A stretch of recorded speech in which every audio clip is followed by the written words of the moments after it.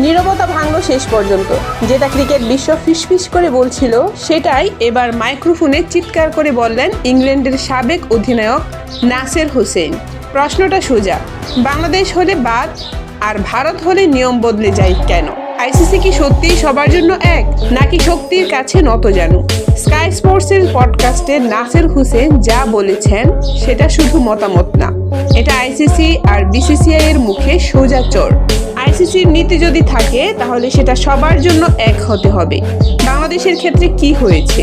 দেরি, অনিশ্চয়তা, রাজনৈতিক জটিলতা, সোজা বাদ দেওয়ার আলোচনা।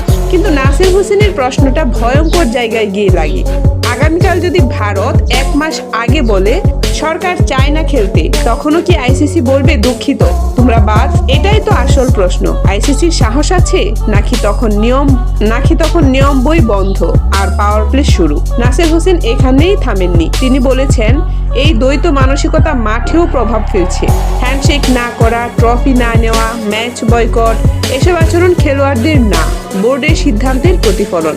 অর্থাৎ ক্রিকেট আর খেলা থাকছে না, হয়ে যাচ্ছে ক্ষমতার রাজনীতি।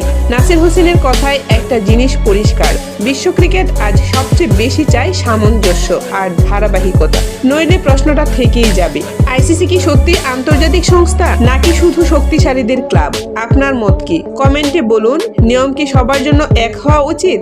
ক্রিকেটের আসল গল্প জানতে চোখ রাখুন আমাদের চ্যানেলে।